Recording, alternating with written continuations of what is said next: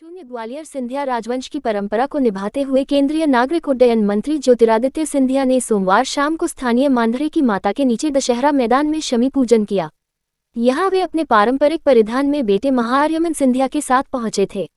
यहां सिंधिया स्टेट के पुराने सरदार और नजदीकी लोग बड़ी संख्या में मौजूद थे। इसके अलावा भारतीय जनता पार्टी के ग्वालियर चंबल संभाग के कई नेता भी मौजूद थे। करीब 300 सालों से सिंधिया परिवार के मुखिया शमी के पेड़ को अपनी तलवार से छूते हैं। इसके बाद वहां मौजूद मराठा सरदार सहित अन्य लोग शमी की पत्तियों, जिन्हें सोने का स्वरूप माना जाता है, उसको लूटते हैं। कहा जाता है कि महाभारत काल में जब पांडव अज्ञातवास में थे तब वह अपने अस्त्र और शस्त्र को शमी के पेड़ में छुपा कर गए थे। शमी पूजन के बाद केंद्रीय मंत्री सिंधिया ने वहां मौजूद लोगों की शुभकामनाएं ली और उन्हें नवमी एवं दशहरे की शुभकामनाएं दी। उन्होंने कहा कि दशहरे का पर्व बुराई पर अच्छाई और असत्य पर सत्य की जीत का पर्व है। उन्होंने इस मौके पर देश प्रदेश की सुख, शांति और समृद्धि की कामना की। परंपरा के अनुसार सिंधिया परिवार के मुखिया सोने की इन पत्तियों को अपने देवघर यानी गोरखी मंदिर भगवान को अर्पित करते हैं। इसके बाद भी सिंधिया राजवंश की छत्रियों में जाकर अपने पूर्वजों को ये पत्तियां चढ़ाते हैं। ये क्षत्रियों का सबसे बड़ा पर्व है और बुराई पे अच्छाई की जीत, और ये सनातन धर्म से जुड़ा हुआ पर्व है। जैसा कि श्री राम लंका में जाकर विजय प्राप्त करके जो अयोध्या लौटे थे, तो ये वैसे तो हिंदू धर्म में उस समय से ये परंपरा चली आ रही है। जहाँ तक सिंधिया परिवार का सवाल है, तो 300 वर्ष से जब यहाँ सिंधिया परिवार की स्टेट स्थापित हुई, तो ये क्रम यहाँ पर उस समय से चला आ रहा है। और एक शमी का पेड़ जो सोने के रूप में देखा जाता है, उसकी पूजा अर्चना करने के बाद में जैसे ही महाराज उस वृक्ष को अपनी तलवार से टच करते हैं, छूते हैं, तो यहाँ जितने भी लोग उपस्थित रहते हैं वो पत्ते लेकर महाराज को देते हैं एक शुभकामनाओं के रूप में, सोने के रूप में। क्योंकि उस जमाने में कोई मुद्रा चलती नहीं थी, सोना ही चलता था, तो एक सोने का प्रतीक है वो। बाद में ये दोनों तीनों क्षत्रिय जहाँ पर इनके पूर्वज हैं, वहाँ जाके सोना अर्पित करते हैं। फिर जयविलास पैलेस में जाकर सब लोगों से महाराज मुलाकात करते हैं। सभी लोग रहते हैं, नहीं सरदार भी शामिल होते हो, शहर का कोई भी गणमान्य आदमी जा सकता, कोई रोक टोक नहीं।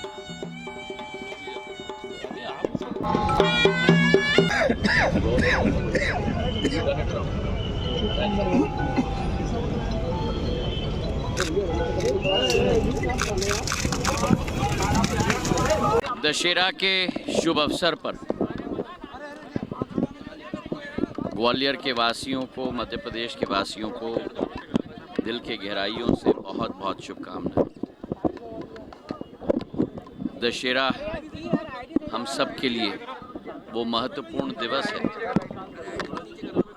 जो इस बात का प्रमाण है कि बुराई के ऊपर सच्चाई की जीत होती है और असत्य के ऊपर सत्य की जीत होती है।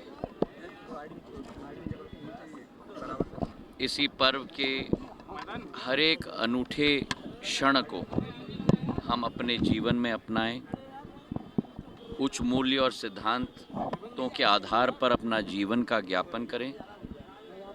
यही सीख भगवान राम से हमें मिलती है। इस अवसर पर सभी को बहुत बहुत शुभकामनाएं और प्रदेश की जनता, क्षेत्र की जनता की ज़िंदगी में खुशहाली भगवान के आशीर्वाद से सदैव रहे, यही कामना आज के दिवस पर हम करते हैं। शमी पूजा विजय का कितना बड़ा प्रतीक मानते हैं? बहुत ही बड़ा प्रतीक है, क्योंकि शमी पूजन के आधार पे ही जो हमारे ग्रंथों में लिखा गया है कि बुराई के ऊपर अच्छाई की जीत और असत्य के ऊपर सत्य की जीत प्रमाणित उसी से होता है। बहुत बहुत धन्यवाद। ये क्षत्रियों का सबसे बड़ा पर्व है और बुराई पे अच्छाई की जीत, और ये सनातन धर्म से जुड़ा हुआ पर्व है। जैसा कि श्री राम लंका में जाकर विजय प्राप्त करके जो अयोध्या लौटे थे, तो ये वैसे तो हिंदू धर्म में उस समय से ये परंपरा चली आ रही है। जहाँ तक सिंधिया परिवार का सवाल है, तो 300 वर्ष से जब यहाँ सिंधिया परिवार की स्टेट स्थापित हुई, तो ये क्रम यहाँ पर उस समय से चला आ रहा है।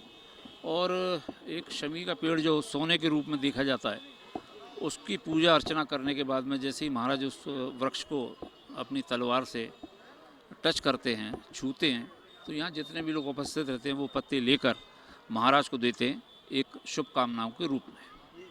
संपत्ति जो है किस रूप से दी जाती है? सोने के रूप में, क्योंकि उस जमाने में कोई मुद्रा चलती नहीं थी, सोना ही चलता था, तो एक सोने का प्रतीक है वो। इसके बाद किस तरह की आगे प्रक्रिया आज के दिन रहती है? महल जाते हैं इसके बाद में अब महाराज यहाँ जाने के बाद में इनका जो सबसे बड़ा देवघर है वो लेंगे सोना, और उसके बाद में ये दोनों तीनों छतरी है जहाँ पर इनके पूर्वज हैं, वहाँ जाके सोना अर्पित करते हैं। फिर जयविलास पैलेस में जाकर सब लोगों से महाराज मुलाकात करते हैं। सभी सरदार रहते हैं। सभी लोग रहते हैं, नहीं सरदार भी शामिल होते हैं, और शहर का कोई भी गणमान्य आदमी जा सकता है, कोई रोक टोक नहीं है।